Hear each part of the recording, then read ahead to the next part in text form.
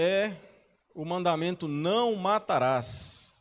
Eu sei que é o sexto na sequência, mas é o quarto mandamento, não é isso? Quarto ou quinto mandamento? Acho que quinto mandamento. É o sexto mandamento?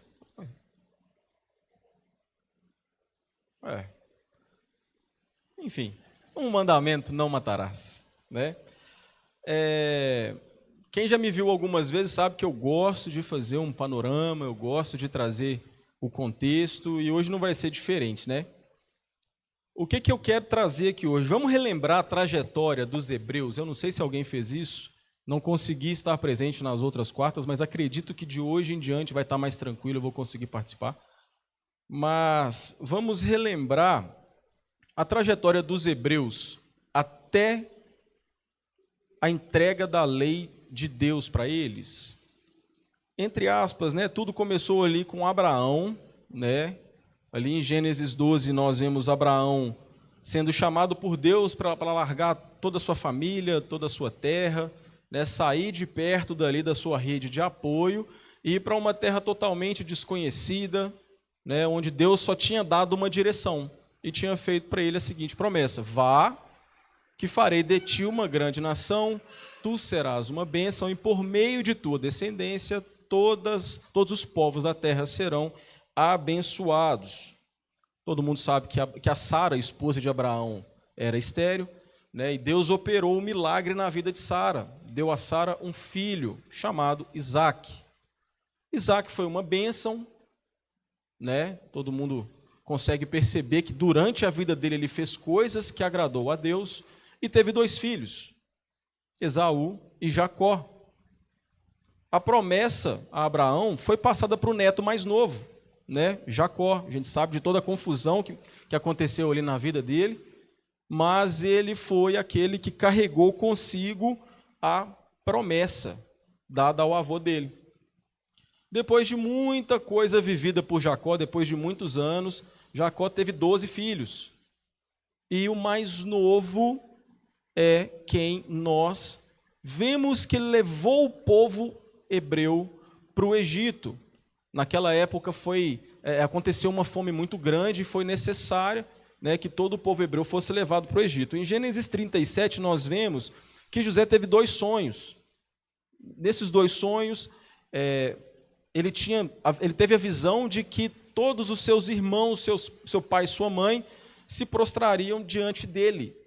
E como o pai o amava demais, né, tinha um tratamento diferenciado com José, a gente sabe que os irmãos dele tinham inveja e raiva dele por isso. Então tramaram primeiramente para matá-lo, mas graças à intervenção do irmão não aconteceu. Mas José foi vendido como escravo aos ismaelitas. A palavra fala que foi ao povo ismaelita. Isso mesmo, os descendentes de Ismael, o primeiro filho de Abraão, com a concubina, né? Para quem não sabe, os ismaelitas são hoje o povo islâmico, né? Um dos maiores inimigos do povo judeu. Só que os ismaelitas acabaram vendendo José para os egípcios. Então Potifar foi lá, gostou do rapaz, comprou e levou para trabalhar no palácio. José teve uma série de momentos intensos e de muito sofrimento, mas o favor de Deus o alcançou enquanto ele estava preso, e ele foi levado a governador do Egito. Estou fazendo um resumão aqui, tá? Eu tenho certeza que a igreja conhece toda a história, amém? Foi levado como governador do Egito. Por quê? Porque o faraó reconheceu a sabedoria de Deus naquele homem. Palavras dele. Aquela sabedoria não podia ser humana, senão divina. Então, José foi colocado naquele posto para poder lidar com a fome que estava por vir. Viriam 7 anos de bonança, mas logo após viriam 7 anos de escassez.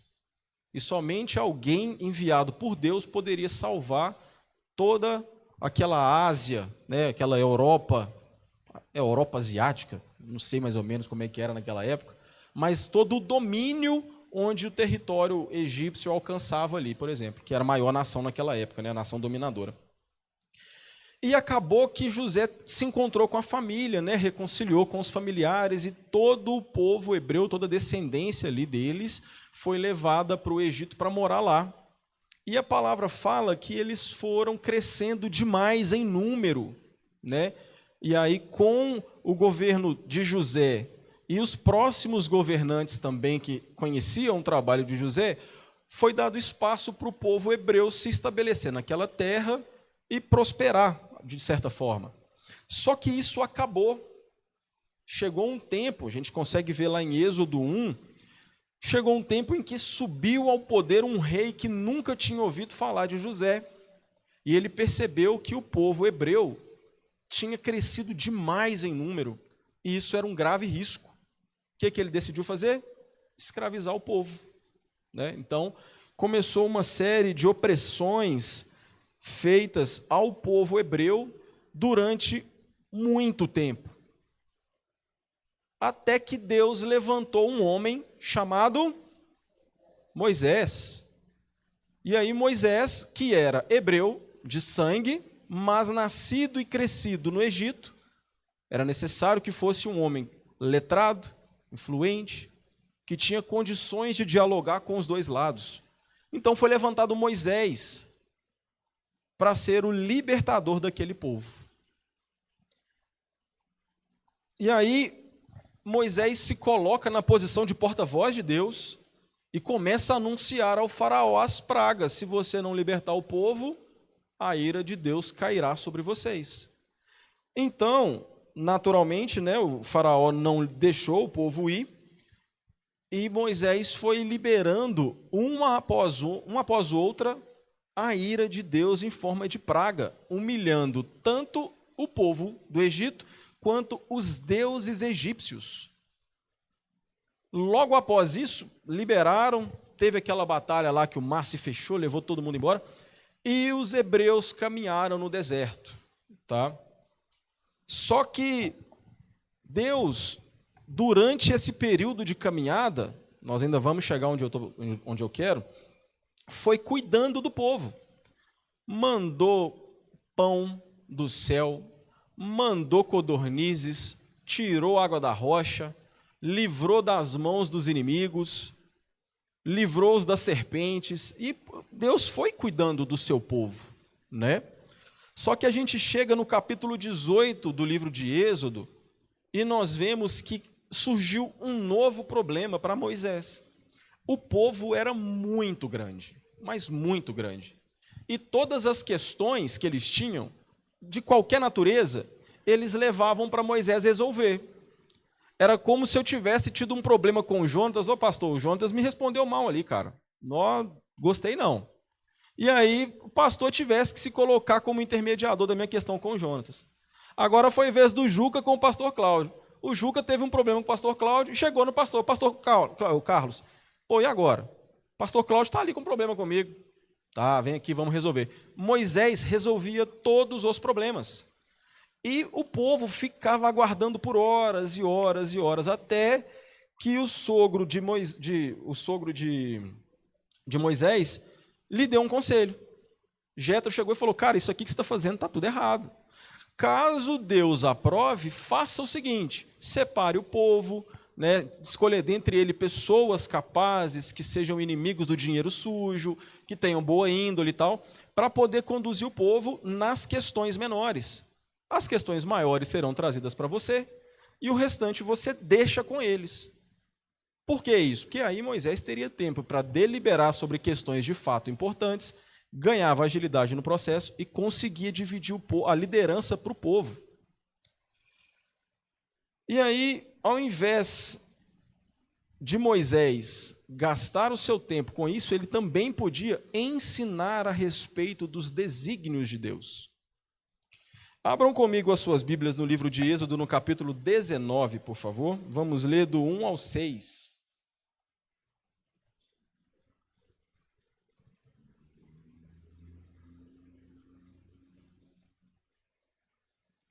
Êxodo 19, do 1 ao 6.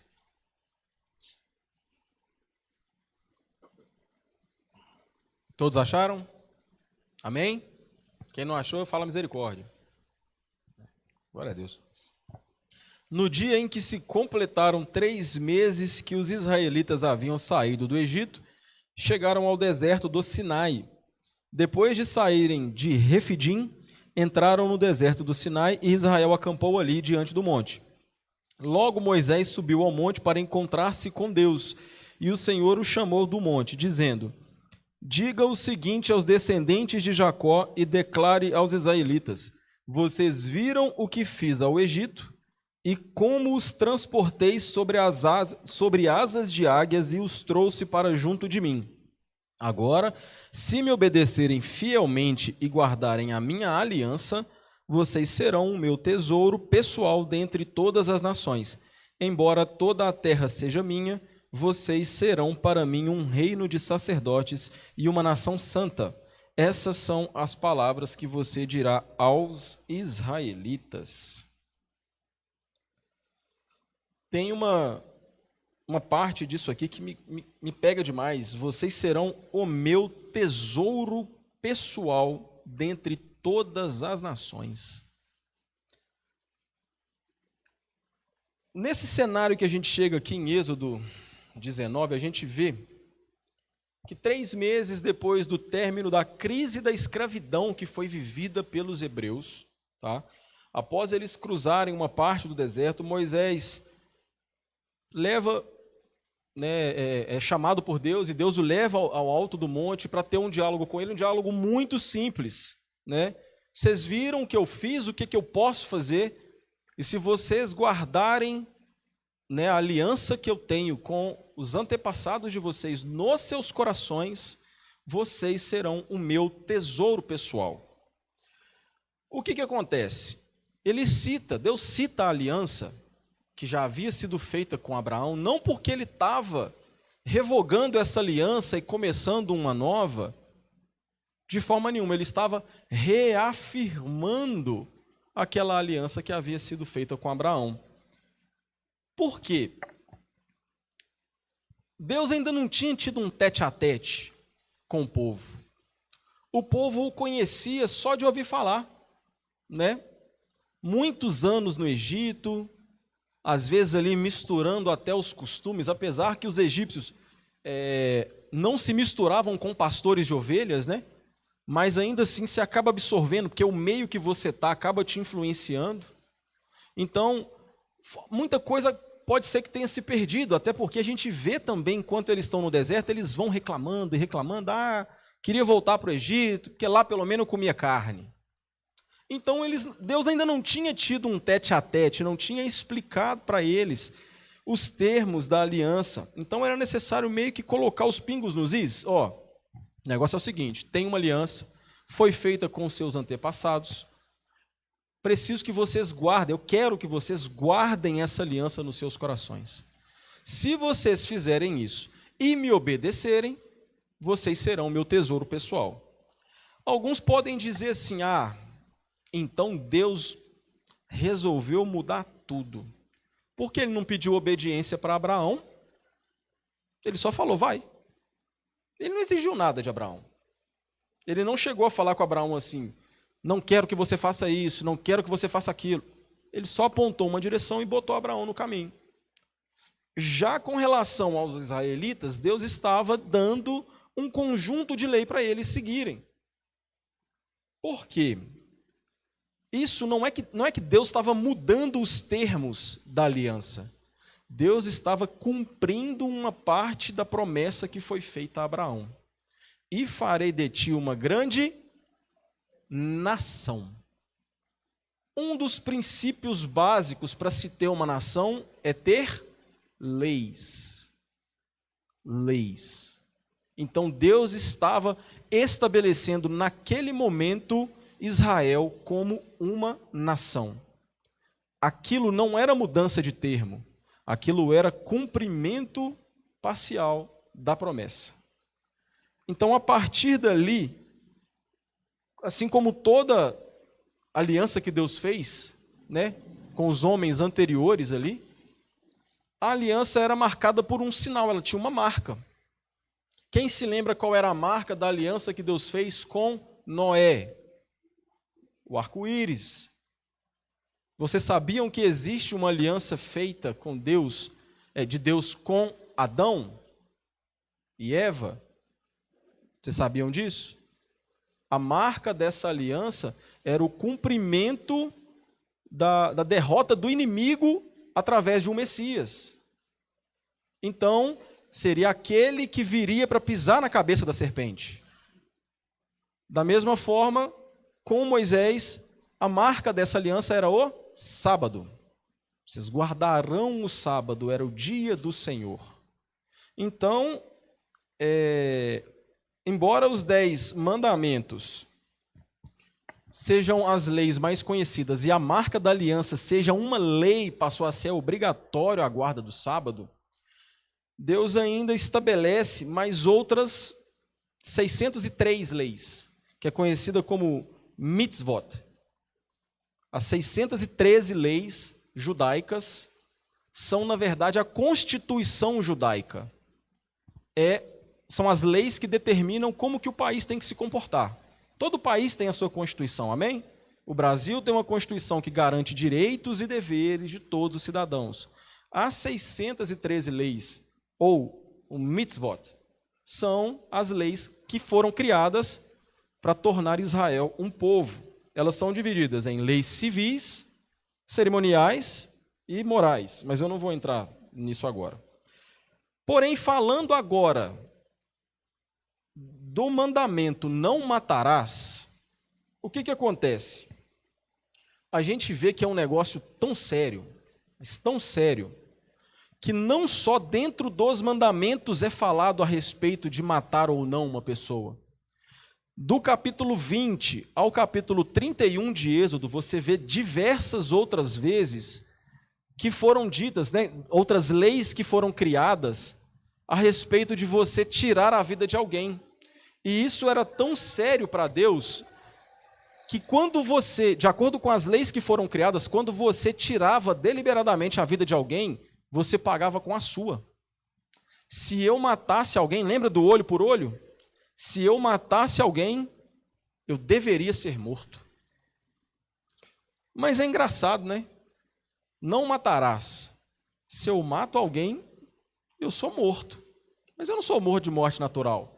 Preciso ser morto, né? O que acontece? Por que às vezes a gente olha para a palavra de Deus e vê essas nuances assim, poxa, não matarás, mas aqui fala que se você fere o seu servo de morte, se ele vier a morrer em até tantos dias, você também tem que ser morto. Então por que a morte vale em alguns casos e outros não?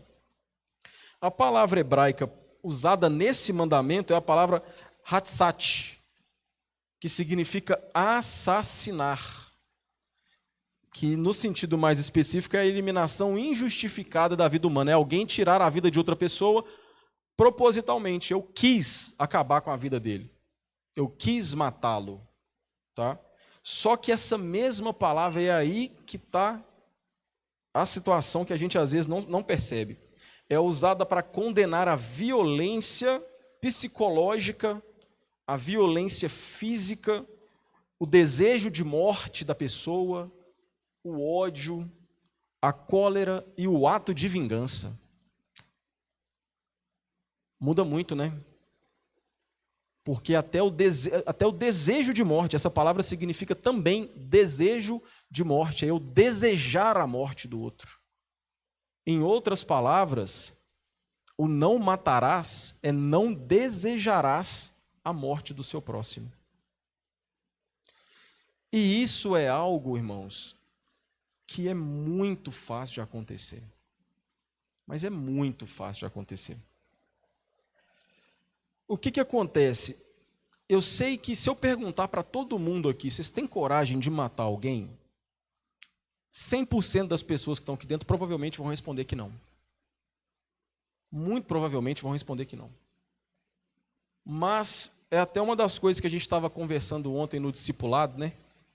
Nós não nos conhecemos na hora da raiva, na hora da ira, quando a coisa aperta, quando, na verdade, assim, vamos falar friamente, quando é eu ou é ele, sabe? Quando é alguém dos nossos.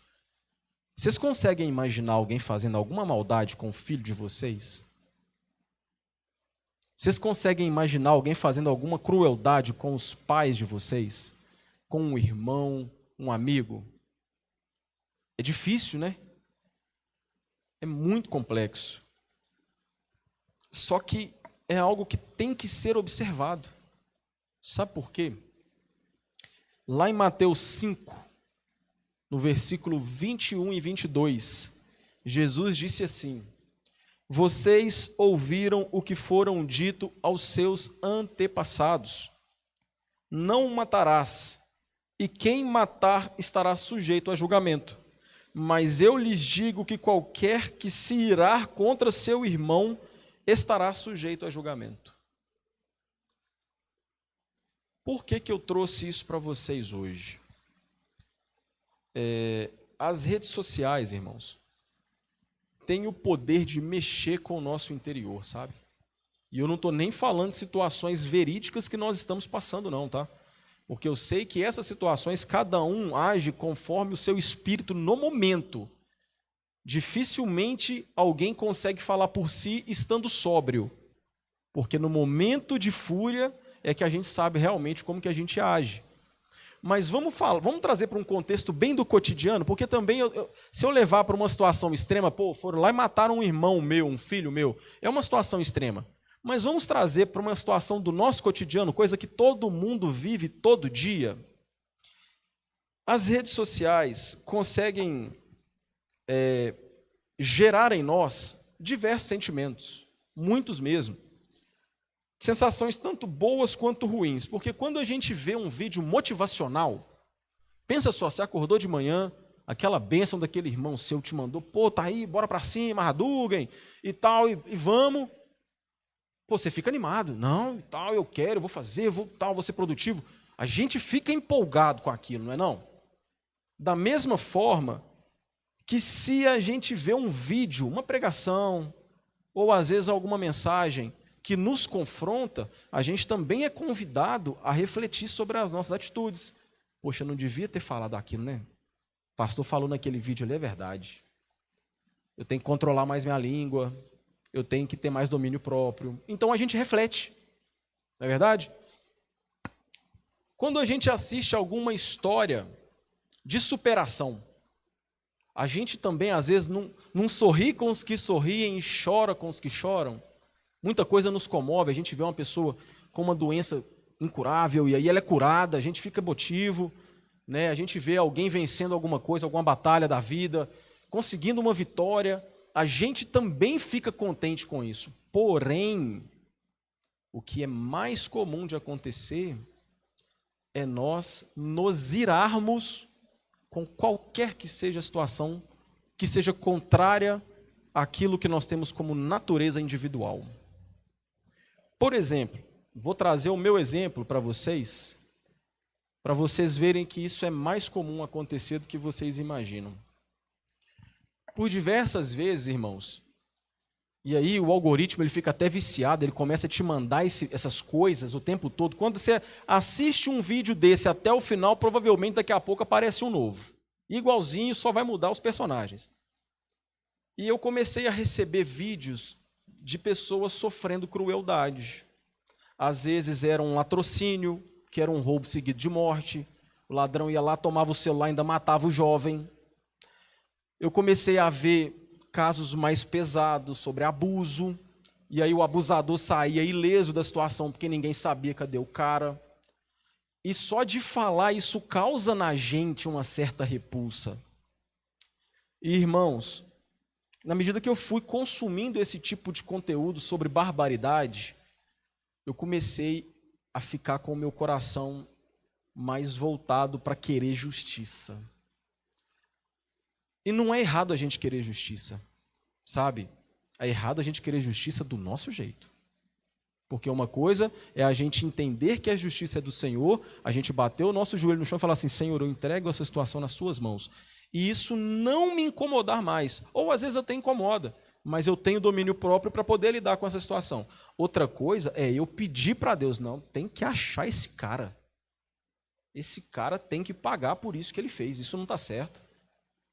E eu comecei, irmãos, todas as vezes que eu vi uma situação dessa, isso me causava até ânsia de vômito, porque eu queria que a pessoa pagasse.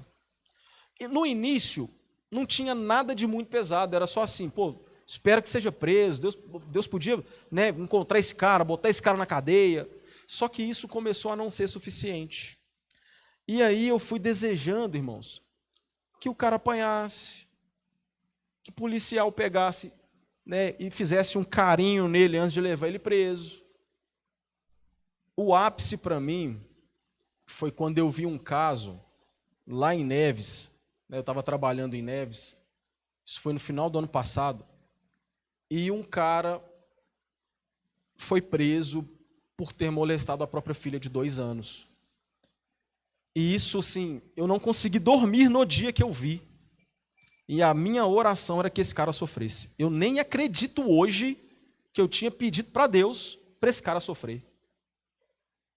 Irmãos, isso é desejar a morte do outro. Isso é a gente cometer como é que eu posso dizer? A gente quebrar o mandamento do não matarás. Por mais que no meu íntimo eu não falei a palavra morte, eu não desejei assim, eu quero que ele queime, vá para o inferno. No fim das contas, o significado dela também é violência psicológica. Condenar, a palavra que foi usada é para condenar a violência psicológica, né? O sentimento de vingança. E aí, quando a gente vai permitindo, irmãos, que esse sentimento faça morada no nosso coração, a gente vai sendo contaminado por isso, ao ponto de perder a sensibilidade e para de ouvir a voz do Espírito a respeito disso. E o Espírito Santo, irmãos, ele fala o tempo todo. O tempo todo. Se nós não ouvimos, o defeito está aqui, no meu ouvido, e não nele. Porque fala, ele fala. Só que a gente vai permitindo que essas coisas vão tomando conta da gente, e muitas das vezes, a mesma boca que ora, pedindo Deus abençoe, né, o irmão Juca, prospera a vida dele, é a mesma boca que fala, esse cara tem que pagar. Esse cara não pode sair ileso. E deixa eu falar para vocês uma coisa, que é duro, mas é verdade. Da mesma fonte não saem 2 tipos de água. Não saem. A boca fala do que o coração está cheio. Ou nós somos misericordiosos em todas as circunstâncias, ou nós quebramos o mandamento não matarás em todas as circunstâncias.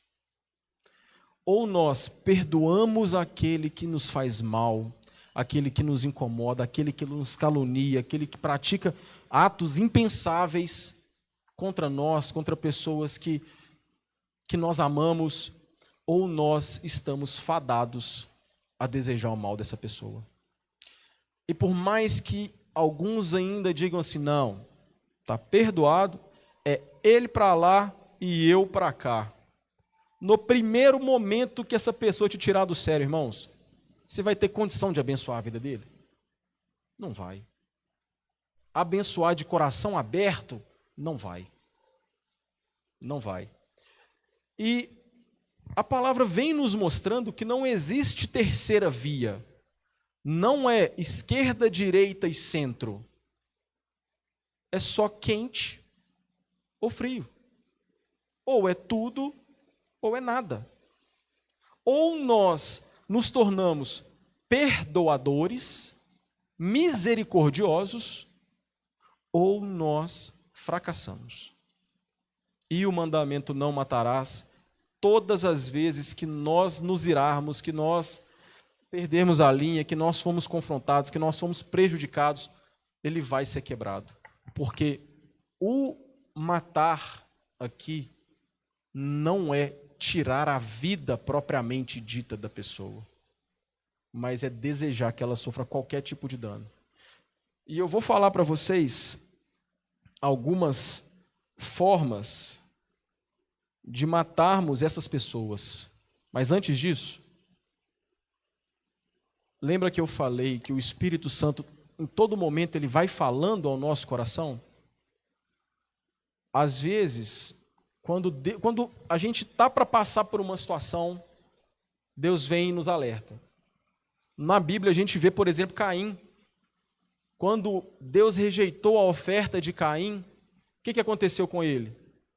Ele se irou e desejou matar o seu irmão. E olha só o que Deus falou com ele. Por que você está furioso? Por que se transtornou o seu rosto? Saiba que o pecado o ameaça à porta. Ele deseja conquistá-lo, mas você deve dominá-lo. Dominá-lo. Irmãos, mas a fulana fez isso aqui comigo. Não pode, não pode. Eu estou aqui na igreja todo dia, eu sirvo aqui. Minha irmã de igreja, como é que ela faz um negócio desse comigo? Não aceito isso não. E não olha mais na cara da irmã. Ou então, muitas vezes, faz o quê? Ô Margarete, você viu aquela irmã ali?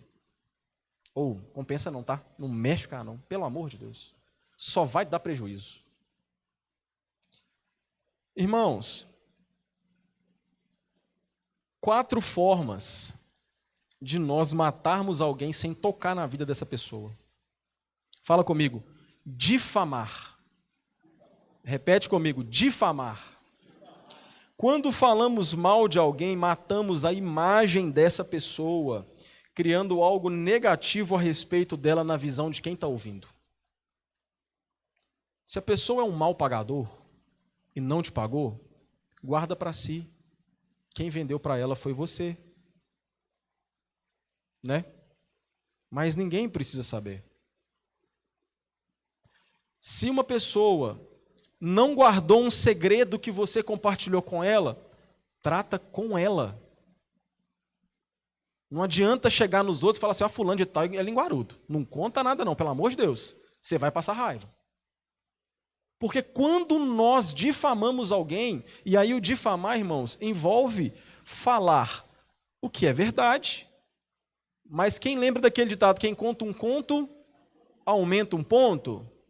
Muitas vezes a nossa ira é tão grande que a gente acaba falando sem perceber. E aí a gente vai cuspindo para fora coisas que estavam dentro de nós, percepção nossa que muitas vezes nem se concretizou. Difamação. Irmãos, guardem. Porque se você fala mal dessa pessoa, você matou a imagem dela para o outro. E provavelmente, irmãos, essa pessoa para quem você contou, vai contar para pelo menos mais 5. E veja como que é danoso a fofoca. Essa pessoa pode ser excluída da igreja. Os irmãos param de considerá-la até como irmão. E a gente pode estar fazendo com que a pessoa esfrie na fé. Isso é ou não é matar alguém? Da mesma forma, agora repitam comigo, condenar. Quando acusamos alguém justa ou injustamente, matamos a honra dessa pessoa e seu direito de defesa, ocupando o papel de juiz que pertence apenas ao Senhor. Se eu tenho um problema com alguém, eu preciso resolver com quem? Com a pessoa. Porque a partir do momento que eu falo desse problema para outra pessoa, eu estou contando a minha versão e a outra pessoa nem está presente. Eu nem dou a ela o direito de defesa. Foi um erro, não deveria ter acontecido, mas aconteceu. O que a Bíblia fala para a gente fazer? Tenta resolver com ele. Não deu certo? Chama 2 pessoas e leva para resolver com ele. Isso é a respeito do perdão, eu sei, mas é uma forma de resolver. E não deu certo? Chega perante a igreja e fala, olha, trate-o como ímpio, como pagão. Quem se lembra o que era tratar como pagão? É escorraçar a pessoa? Que a palavra fala tratar como pagão ou como republicano. Então, se eu trato como pagão ou como cobrador de imposto, eu devo escorraçar a pessoa, sim ou não? Não. Porque Jesus chamou para perto de si os publicanos, chamou para perto de si aqueles que não conheciam a verdade.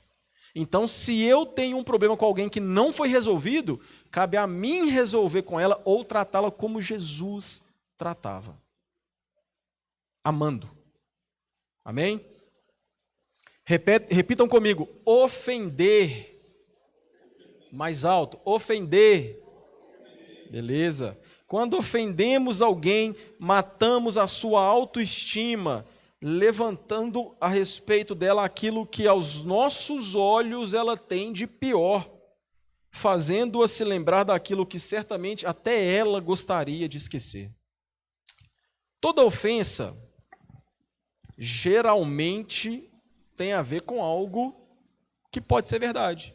Por exemplo, alguém virar para mim e falar assim: seu careca. Eu sou careca. Para mim não é um problema. Para outras pessoas pode ser o problema. Só que quando eu trato a ofensa como uma forma de agressão, e aí a gente tem inúmeras formas de fazer isso, né? O brasileiro, eu nunca vi ter criatividade para ofender igual o brasileiro. Ofende até sem saber o que está falando, né? Mas quando nós ofendemos alguém, a gente acaba com a autoestima da pessoa, porque geralmente é relacionado a algo físico ou a algo que essa pessoa viveu e tem de problema, e nós covardemente sabemos e usamos contra ela. Covardemente. Por que covardemente? Pode ser que ela tenha confiado isso a nós. Ou não a nós, mas confiou a alguém que te contou. Não era nem para você estar sabendo. É igual quando você ouve assim: ô corno, houve uma traição. Ninguém queria saber disso, ninguém quer passar por isso. Mas a pessoa vai lá e te xinga daquele negócio. Poxa, isso acaba com a autoestima da pessoa, você mata a pessoa por dentro, porque é um problema que ela às vezes não estava nem querendo se lembrar que aconteceu. Então essa é mais uma forma que tem de matar uma pessoa. A última forma de se matar uma pessoa sem tocar na vida dela: negligenciar. Repita comigo: negligenciar. É quando nós negamos a ajuda ao nosso irmão que precisa, mesmo podendo fazê-lo. Matamos a sua dignidade e impedimos que a bênção do Senhor o alcance através de nós. Quando nós temos condição de ajudar um irmão e a gente escolhe não fazer, a gente impede que a bênção do Senhor chegue para ele naquele momento através de nós. A Rosângela disse isso uma vez e é verdade. Se alguém, no momento de fragilidade, confiou a você que ela está passando por necessidade, provavelmente é você quem deve ajudar essa pessoa. Provavelmente é você. E se nós ouvimos isso e voltamos para casa calado, só falando assim: não, Deus vai prover, irmão. Tchau. Irmãos, que diferença que tem isso de matar uma pessoa? Nós estamos negligenciando a ajuda a um irmão. Nós podemos fazer e não fazemos. A negligência também é uma forma de morte. E isso assim, a gente fica muito preso ao achar que não matarás é não encerrar a vida de alguém. Não é, irmãos. Não é nem de longe. Mas não é nem de longe. E a gente, às vezes, assim, se esquece que mesmo nós, estando aqui, caminhando com Cristo, né, vigiando, tomando cuidado para que as coisas não aconteçam, a gente está sujeito a fazer esse tipo de coisa com alguém que está do nosso lado. Você quer ver uma música que todo mundo cantou, pelo menos uma vez na vida? Como é que é? Eu não sei nem... Não, na verdade, assim, cantei o refrão, né, que eu não conheço ela toda, não. A minha vitória hoje tem sabor de mel. Quem cantou essa música aqui, levanta a mão. Todo mundo. Né? Todo mundo. Presta atenção nesse trechinho. Quem te viu passar na prova e não te ajudou, quando vê você na bênção, vai se arrepender. Vai se arrepender. Vai estar entre a plateia e você vai estar no palco. Hã? Que forte, hein? E vai ver Jesus brilhando em você. Ô, irmãos, honestamente, assim, a gente às vezes canta porque a gente não presta atenção. Isso é quase uma ameaça. Vai me ajudar? Não, você vai se arrepender de não ter me ajudado. E aí, às vezes, a gente fica, pô, fulano fez isso comigo, eu estou precisando, ele não me ajudou. Ah, mas quando eu vencer, mas ele vai se arrepender de não ter me ajudado. Posso ver passando que eu não ajudo também. Não é verdade? Que diferença que faz? Isso de tirar uma vida. Estamos desejando o mal, irmãos. Da mesma forma. E aí, quando a gente faz isso, a gente se coloca na posição de ser julgado por aquele que é o verdadeiro juiz. Corremos o risco de, no dia que a gente chegar no juízo final, a gente perceber que nós adoramos o Jesus errado. Porque a gente pode chegar lá diante dele e falar assim, poxa, mas em seu nome, né, eu preguei, eu ajudei os pobres, eu fiz tudo isso, expulsei demônio. E no final ele virar e falar, sai de perto de mim, eu não te conheço. Eu não te conheço. Depois que a gente começa, irmãos, a olhar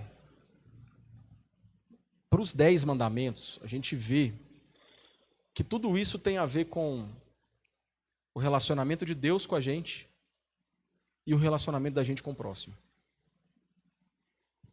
Por isso que Jesus falou, amarás o teu Deus, toda a tua força, todo o teu coração e todo o teu entendimento, e amarás o seu próximo como a ti mesmo. Porque os 2 primeiros mandamentos nada mais são do que a sua relação com Ele. Né? Basicamente isso. Tirando o mandamento do sábado, todo o restante é de você com o próximo. Todo o restante é a gente e o próximo. Só que se eu não olho para o próximo com um olhar de amor, de compaixão e misericórdia, eu não aprendi nada. Posso ler a Bíblia 50 vezes, posso ter doutorado em divindade, né? Enfim, posso ser o maior estudioso, publicar livros e livros sobre teologia, que nada disso terá valido. Qual o dom que o Paulo disse que era o mais importante, lá em 1 Coríntios 13? É o amor. O maior de todos é o amor. E é difícil amar, não é? Então, assim, irmãos, olhando para esse mandamento, e a gente vê que ele é muito desencadeado pela ira, eu percebi que o que ele mais faz a gente exercer, é o dom do Espírito do domínio próprio. Se eu não tenho domínio próprio, dificilmente eu consigo me conter na hora de desejar o mal para o outro. Mas o chamado de Deus para nós, hoje, nessa noite, é que a gente olhe para dentro de si e enxergue que realmente nós estamos fracassando enquanto pessoas. Porque nós estamos. É muito fácil, irmãos, a gente adorar aqui nos cultos e tal, e na hora, lá fora, a gente, sabe assim, não conseguir desejar que o outro se arrependa do seu pecado. É mais fácil eu pedir para que ele sofra na cadeia. É mais fácil. É mais fácil eu pedir que ele pague pelo crime que ele cometeu. Mas na hora de a gente orar pelos que estão lá no presídio, por aqueles que também estão amarrados por cadeia, assim como nós fomos um dia, a gente só não precisou ir para lá, mas nós fomos amarrados pelo diabo durante muito tempo.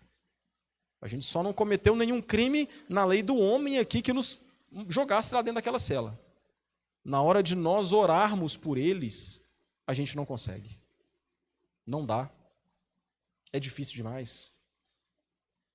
Então, o que Deus tem para nós hoje, irmãos, é assim, é uma entrega total e busca pelo domínio próprio, busca pelo amor a Deus e o amor ao nosso próximo, para que a gente tenha condições de ser misericordiosos nos momentos mais difíceis, nos momentos que a gente está mais irado, sabe? Para que a gente não venha matar mais ninguém com o nosso coração. Para que a gente não faça mais o mal sem mexer as mãos. Sabe? É isso que eu tinha para vocês hoje. Eu espero que Deus fale ao coração de vocês. Reflitam bem sobre isso, porque é uma coisa que vem mexendo muito comigo. E o nosso íntimo, só nós e Deus sabemos. É muito fácil a gente esconder aquilo que está dentro do nosso coração. Né? Mas temos que ser verdadeiros conosco mesmo e com Deus para perceber o quão falho nós somos nesse sentido. Amém? Aqueles que querem receber uma oração, né, tragam os objetos aqui na frente. Vou pedir o pastor Cláudio para orar por vocês. Em nome de Jesus.